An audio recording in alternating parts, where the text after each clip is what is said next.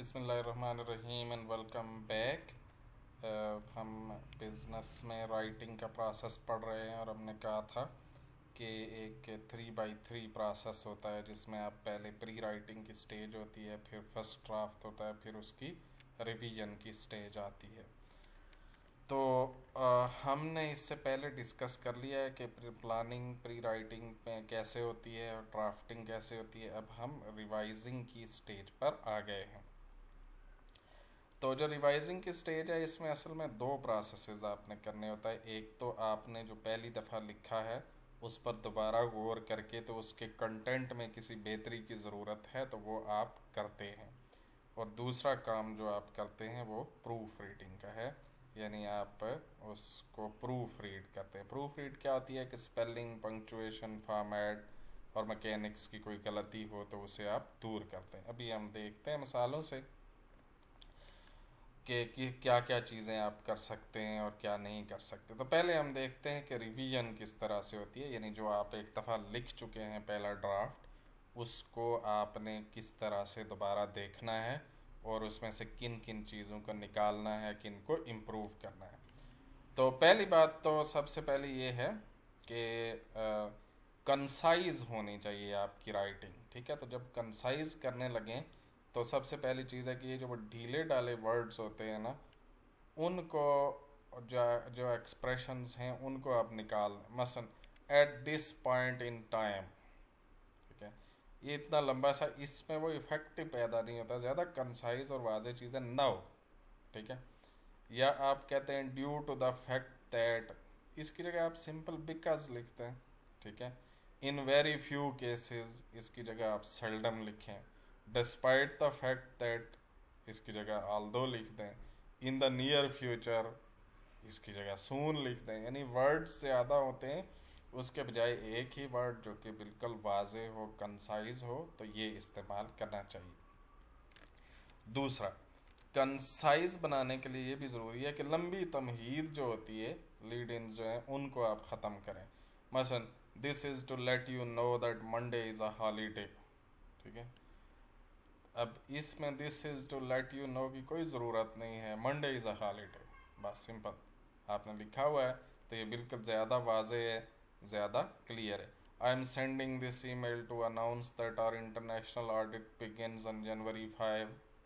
और ऑडिट और internal audit, ये इंटरनेशनल में पड़ गया, ये इंटरनल था, और internal audit begins on January 5, बस। ठीक है, तो ये ज़्यादा कंसाइज होता है।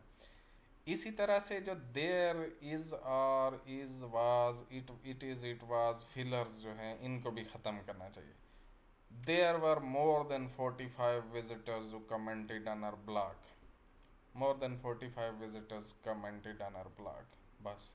ठीक है, तो ये वाला जो होता है कि जिसमें आप देयर इज़ और it, it is, it was तरह की जो चीज़ें होती हैं उनको आप ख़त्म करने की कोशिश करें। यानी मतलब ये है कि चीज़ें जितनी थोड़ी से थोड़ी और टू द पॉइंट और मतलब पर और सही जो वाज़े मानी रखने वाली हैं वो होनी चाहिए। ओके, इसी तरह कंसाइजनेस के लिए ये भी ज़रूरी है कि जो रिडंडेंसीज होती हैं, रिडंडेंट क्या चीज़ होती है, जो एक के बाद दूसरी रिपीट हो रही है, यानी एक ही चीज़ रिपीट हो रही है तो उसको ख़त्म करना चाहिए। कंबाइंड टुगेदर, अब कंबाइंड का मतलब भी साथ होता है, मिलाना होता है, टुगेदर भी साथ ही होता है। इसकी जगह सिर्फ कंबाइंड लिखते हैं, कंबाइंड टुगेदर कोई चीज़ नहीं है। एग्जैक्ट सेम, ये हम जैसे बोलते हैं, नहीं, इसकी जगह सिर्फ एग्जैक्ट लिखें या सिर्फ सेम लिखें। My personal opinion, my opinion. ठीक है, तो इस तरह से, यानी जो मतलब रिफ़र बैक, अब रेफर करने और बैक जाके, ये भी रिडंडेंसी है, सिर्फ रेफर लिख दें। ठीक है, तो इस तरह से, यानी जो ये दो वर्ड जो एक ही या मिलते जुलते मानी के होते हैं उनकी जगह एक ही लिखें। ओके जी। इसी तरह कंसाइजनेस के लिए ये भी ज़रूरी है कि जो एम्प्टी वर्ड्स हैं ना उनको ख़त्म करें। In the case of General Motors the car company was reorganised, General Motors was reorganised, बस सीधी सी बात है। अब जनरल मोटर्स कार कंपनी है, कार का कंपनी लिखने की क्या ज़रूरत है, इन द केस ऑफ लिखने की क्या ज़रूरत है, अनलेस के कंटेक्स्ट में ज़रूरी हो। We are aware of the fact that many managers need assistance, we know that many managers need assistance. बस ठीक है। तो जो खाली खुली वर्ड्स होते हैं उनको ख़त्म करना चाहिए। अच्छा, जो रिवीजन फॉर कंसाइजनेस है, इसमें ख़ास तौर पर अब चूँकि सोशल मीडिया का दौर भी है तो इसके लिए भी कुछ चीज़ें हमें जहन में रखनी चाहिए कि the following for try the following for messages limited to character limit. अच्छा, बाज़ जगह आपको पता है, जैसे आप ट्विटर पे लिखते हैं और अब कंपनीज़ के ट्विटर अकाउंट्स भी होते हैं, वहाँ पे आपने अगर ख़ुद कोई बिज़नेस कर रहे हैं तो भी है, तो वहाँ कैरेक्टर एक लिमिट भी होती है। तो आपने इसने से अब उसमें ये ज़रूरी होता है, ज़्यादा कंसाइज होने की ज़रूरत पड़ती है, जहाँ पे कैरेक्टर लिमिट भी होती है कि 140 है या 280 है। इंक्लूड ऑनली मेन आइडिया, उसमें सिर्फ वो वाली चीज़ शामिल करें जो ज़रूरी है, मेन है। Choose descriptive but short words use करें। पर्सनलाइज वेन एवर पॉसिबल, यानी ज़्यादा पर्सनलाइज्ड किस्म का आपका मैसेज होना चाहिए। Be prepare to revise many times for conciseness, clarity and yes even correctness. ठीक है। अच्छा, ये एक बहुत ही ख़ास बात है। आमतौर पर जब हम एक दफ़ा लिख लेते हैं कोई चीज़ तो बस हम कहते हैं कि ये चली जाए, ऐसा नहीं होना चाहिए। रिवीजन पर सबसे ज़्यादा टाइम लगाना चाहिए। कई दफ़ा आपको पता चलता है रिवाइज करने से कि इसमें कंसाइजनेस नहीं है, क्लैरिटी नहीं है, बाज़ औक़ात आपकी बात करेक्ट भी नहीं होती। यानी आप जिस तरह से पढ़ रहे होते हैं, आपको थोड़ी देर बाद एहसास होता है कि अगला पढ़ने वाला इससे कुछ और समझेगा। ओके। इसी तरह दूसरी चीज़ ये है कि आपका मैसेज क्लियर होना चाहिए। क्लियर होने के लिए क्या है कि इसको शॉर्ट एंड सिंपल रखें। मिसाल के तौर पर वर्डी सा एक्सप्रेशन ये है, it would not be inadvisable for you to affix your signature at this point in time, you should sign now. अब ये बात कह रहा है, यू शुड साइन नाउ, और इसको इतना लंबा करके इसने लिखा है जिसमें कुछ पता। अब देखें, ये जो चीज़ है यू शुड साइन नाउ, आपने पढ़ा, फ़ौरन पता चलता है इसके अंदर एक इम्प्रेशन भी है, एक फोर्स भी है। जबकि ये जो इतना लंबा होता है उसमें ना कोई फोर्स रहती है, ना ही जल्दी से मेन आइडिया समझ में आता है। Here are implements that are necessary for the job to be completed in a satisfactory manner. Here are the tools to do the job satisfactorily. ठीक है, ये देखें, इसकी निस्बत ये बहुत क्लियर है, बहुत ही वाज़ेह है। अच्छा, ट्राइट बिजनेस फ्रेजेस, कुछ घिसे पिटे अल्फाज होते हैं ना जो बिजनेस की दुनिया में भी यूज़ होते हैं, उन्हें से को अवॉइड करना चाहिए। अब वो दौर गुजर गया। मसलन परसुएंट टू योर रिक्वेस्ट, अभी आप जब कहीं आप बिजनेस अगर कर रहे हैं या अभी करेंगे, आप पढ़ रहे हैं, तो आप देखेंगे कि इस तरह के बड़े परसुएंट टू लिखने की आदत होती है। एज यू रिक्वेस्टेड, बस। Please do not hesitate to contact us वगैरह, तो उसमें डू नॉट हेजिटेट टू लिखने की क्या ज़रूरत है, बस please contact us. For example, अगर प्लीज़ के बाद आपने कॉन्टैक्ट अस लिखना है। Thanking you in advance, thank you. Enclosed, please find enclosed, बस। तो ये भी जहाँ तक हो सके अब इस किस्म के जो हैं ट्राइड घिसे पिटे अल्फाज हैं, एक्सप्रेशंस हैं, उनको भी अवॉइड करने की कोशिश करनी चाहिए। अच्छा, क्लीशेज भी जो है ना, क्लीशे जो ऐसी और स्लैंग्स और बज़ वर्ड्स जो होते हैं, इनको भी अवॉइड करना चाहिए। क्लीशे क्या होता है, जो बहुत ही घिस पिट गई होती हैं बातें। स्लैंग होते हैं इनफॉर्मल किस्म के, जो आप आम बोल चाल में इस्तेमाल करते हैं, यानी बोलने में या फ्रैंक माहौल में इस्तेमाल करते हैं। बज़ वर्ड्स बिजनेस के ऐसे होते हैं जो आजकल बिजनेस में ना जो फैशन में होते हैं कि ये बोले जाते हैं, ये सब अवॉइड करना। Last but not least, we must cut cost. Finally we must cut cost. अब ये लास्ट बट नॉट लीस्ट, ये इतना घिस-पिट क्या है। अच्छा, ये क्या है, ये था क्लीशे, उसकी जगह आपने रिप्लेस करके सीधा फाइनली लिख दिया।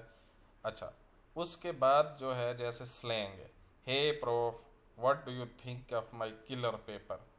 अब ये हे प्रोफ, प्रोफेसर की जगह प्रोफ, ये क्या है, और यू जो है ना पूरा यू लिखने के बजाय सिंपल यू लिखा हुआ है, ये जो है ना ये इनफॉर्मल मेथड है। जब आप फॉर्मली किसी को लिख रहे हैं तो आप लिखेंगे professor what do you think of my paper, ठीक है। ओके जी, उसके बाद बज वर्ड जो है देखें, our point man will telephonically communicate our regulate our real language proposal to you, Jack will call you with our revise proposal. अब ये रील लैंग्वेज, ठीक है, और टेलीफोनिकली कम्युनिकेट, ये जो है ये क्या है जी, ये बज वर्ड्स हैं, इनको अवॉइड करना चाहिए। आप और पॉइंट मैन के बजाय बंदे का नाम लिखते हैं, Jack will call you with our revised proposal, ठीक है।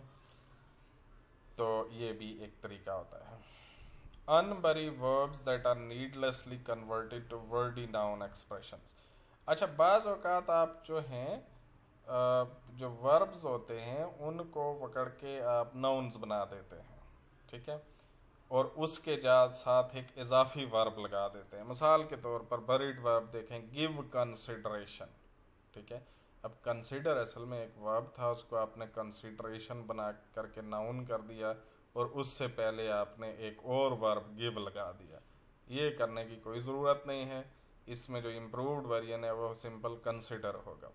रीच अ कंक्लूजन, अब कंक्लूड जो है एक वर्ब होता है, उसमें आपने खामखा उसको कंक्लूजन में चेंज करके पहले एक और वर्ब लगाया, ये करने की भी कोई ज़रूरत नहीं है।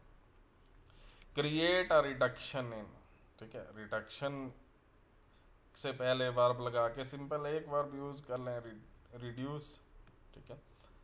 तो ये भी एक तरीका है कि जो हम हा की नाउन बनाए होते हैं आपने, उनको दोबारा से सिंपल वर्ब्स बना दें। ओके, इसी तरह से जो एक्जुबरेंस होता है, जो बहुत ही ज़्यादा जोश खरोश आपका होता है ना, उसको भी कंट्रोल करने की ज़रूरत होती है। मसलन वेरी, डेफिनेटली, क्वाइट, टोटली, इस तरह के एक्सप्रेस वर्ड्स जो हैं वो अवॉइड करना चाहिए। मिसाल के तौर पर, we are actually very certain that they totally agree with our proposal, ठीक है, we are certain that they agree with our proposal. ना इसमें आप वेरी रहने दिया है आपने टोटली, क्योंकि इससे लगता है कि आपको बहुत ही ज़्यादा जोश में आए हुए हैं, तो आप कोई संजीदा इतने नहीं, मतलब संजीदा या अपने हौसले से और सीरियस कोई आदमी नहीं है। Jake was really extremely sorry that he completely forgot the meeting. अब really extremely की क्या ज़रूरत है? Jake was sorry that he forgot the meeting. Okay, अच्छा, फिर ये तो चीज़ें हो गई कि जो आपने उसमें करेक्ट करनी है। अच्छा, कुछ चीज़ें आपके मैसेज के डिज़ाइन में भी ऐसी होती हैं जिससे उसकी रीडेबिलिटी बढ़ती है। यानी आपने जो लिखा हुआ है, जो वर्ड्स हैं आपके, जो सेंटेंसेस हैं, वो तो ठीक होने ही चाहिए, आपके डॉक्यूमेंट का डिज़ाइन भी ठीक होना चाहिए। मसलन, imply white spaces by adding headings, including bulleted or numbered list, use short sentences, writing short paragraphs, setting effective margins, ठीक है। अच्छा, वाइट स्पेसेस जितनी होंगी ना, इतना आसानी से पढ़ा जाता है। मसलन आप ये देखें कि यहाँ पे ये बुलेट्स लगाने के बजाय ये सारे के सारे आगे पीछे वर्ड्स लिखे हुए होते, तो ये पढ़ने कितने मुश्किल होते, और आपके जितने पढ़ने मुश्किल होंगे अगले बंदा के पढ़ने के चांसेस उतने कम हो जाएंगे। तो जितनी वाइट स्पेस ज़्यादा से ज़्यादा होगी, इतना आसानी से पढ़ा जाता है, वो रीडेबल हो जाता है। तो स्पेसेस जो हैं वो हेडिंग ऐड करने से लगाई जा सकती हैं, बुलेटेड और नंबर्ड लिस्ट शामिल करने से, शॉर्ट सेंटेंसेस इस्तेमाल करने से, शॉर्ट पैराग्राफ्स लिखने से, और मार्जिन्स जो हैं वो ठीक से लगाने से जो आप वाइट स्पेस है अपने पेपर पर या अपनी जो स्क्रीन है वो बढ़ा सकते हैं। डॉक्यूमेंट डिज़ाइन के तौर पर क्या है कि मार्जिन्स जो हैं 1 या 1.5 इंच मार्जिन्स इस्तेमाल करें। आप पेज लेआउट में जाते हैं, वहाँ पे नीचे मार्जिन्स होते हैं, आप वो सेलेक्ट करें। अगर माइक्रोसॉफ्ट वर्ड यूज़ कर रहे हैं तो यहाँ से आप जो हैं बने बनाए भी लिख सकते हैं कि आप कितने मार्जिन्स आपको चाहिए, और एंड में जो कस्टम मार्जिन होते हैं वहाँ से आप अपनी मर्ज़ी के मार्जिन्स भी लगा सकते हैं पेपर पर, ठीक है। Okay, ragged right margins provide more white space. अभी ये देखें, ये देखें यहाँ पे अगर आपने इसको ये जस्टिफाई किया हो तो ये सारे के सारे बराबर होंगे, वो पढ़ना थोड़ा सा मुश्किल होता है। यानी ये वाला जो आप देखें ना, यहाँ पे अगर आपने ये जस्टिफाई किया हुआ हो तो ये सब कुछ बराबर होगा, इधर से बिल्कुल चौकोर नज़र आ रहा होगा। जब आप इसको लेफ्ट अलाइन कर देते हैं तो राइट साइड पे कोई सेंटेंस आगे होता है, कोई पीछे ख़त्म होता है, तो ये ज़्यादा रीडेबल होता है। इसमें एक लाइन से दूसरी लाइन में जाना भी पढ़ते हुए आसान होता है, वरना उसमें क्या होता है कि आप बाज़ औक़ात एक लाइन पढ़ते हैं और अगली लाइन में जाते हैं तो आप ठीक से पता नहीं चलता कि कौन सी इससे अगली लाइन कौन सी है, यानी आपको थोड़ा ज़्यादा गौर करना पड़ता है। अच्छा, इसी तरह से टाइप फेस जो है वो आपको सही यूज़ करना चाहिए। जो सैन सेरिफ है, मिसाल के तौर पर सैन सेरिफ क्या होता है, ये देखें जिस तरह का ये लिखा हुआ है ना, इसके यानी एस के साथ यूं कोई चीज़ नहीं है, एफ के आगे यूं कोई छोटा सा वो सेरिफ नहीं लगा हुआ, ये सैन सेरिफ होता है। ठीक है, यानी सैंस का मतलब सेरिफ के बगैर है। सच एज एरियल, जिस तरह से ये पैराग्राफ ये वाली बुलेट जो है ना जिस तरह से लिखी हुई है ना, देखें इसमें ये सैन सेरिफ है, तो हेडिंग्स में ये होनी चाहिए। और जो सेरिफ बॉडी फॉन्ट यानी जो आपके बीच में पैराग्राफ से असल टेक्स्ट है, उसमें आप सेरिफ यूज़ कर सकते हैं। ये देखें मसलन, ये देखें ना, आपको दिखाता हूँ मैं, आप ये देखें ये वाला एस आप देखें, जो ये वाला एस है, ये एस के यहाँ कोने पे आपको कोई छोटा सा वो नज़र नहीं आ रहा है। अच्छा, अब इसमें देखें आपको नज़र आ रहा है। ठीक है, ये नोटिस में देखें, एन को नोट करें, ये टी को नोट करें, ये सारी चीज़ों को देखें, इसमें छोटे छोटे आपको यूँ, अच्छा इसका बी है तो अगर ऊपर कोई बी लिखा हुआ है तो आप उसे देख इसके साथ कंपेयर कर सकते हैं। तो जो एरियल वगैरह होते हैं वो आप हेडिंग के लिए यूज़ करें, और टाइम्स न्यू रोमन जो है वो आप यूज़ कर सकते हैं। बॉडी के लिए ये कोई हार्ड एंड फास्ट रूल नहीं है, लेकिन अगर आप ऐसा कर लें तो ज़्यादा बेहतर होगा। अच्छा, जो फॉन्ट है वो आपको 10 से 12 पॉइंट वाला यूज़ करना चाहिए। ठीक है, इससे छोटा भी बहुत कम हो जाता है, इससे बड़ा भी बड़ा अजीब सा लगता है। ठीक है, और स्पेशल इफेक्ट के लिए कैपिटलाइजेशन आप कंसिडर, जिस पे आपने ज़्यादा जोर देना और जिस वर्ड को हाईलाइट करना उसको आप कैपिटलाइज करें, या स्मॉल कैप्स यूज़ कर सकते हैं, यानी वो कैपिटल हो जाता है लेकिन छोटा हो जाता है। बोल्ड कर सकते हैं, यानी उसको इस तरह से आप मोटा कर सकते हैं। और फिर जो है इटैलिक्स आप कर सकते हैं, यानी टेढ़ा हो जाए, अंडरलाइन कर सकते हैं। ठीक है, तो ये भी आप सारी चीज़ें रीडेबिलिटी बढ़ाने के लिए कर सकते हैं। ठीक है, अच्छा, फिर वर्टिकल लिस्ट या इन्यूमरेटेड आइटम्स, इससे कंप्रीहेंशन भी बेहतर होती है और इससे जो है वाइट स्पेस भी ज़्यादा हो जाती है। ठीक है, अच्छा जैसे आप नंबर जैसे ना, follow these step in starting a business, इसमें आप 1 2 3 करते तो आपको पता चलता है ये पहला स्टेप है, दूसरा स्टेप है, इसमें यानी एक सीक्वेंस का साथ भी आपको पता चलना शुरू हो जाता है। और जब आपने कोई स्टेप नहीं लिखने और 2-3 चीज़ें आपने करनी है तो आप उसे कर सकते हैं। आप यूं इस तरह से बुलेट्स लगा सकते हैं। Consider the following: environmental regulation, employ benefit plan, licensing.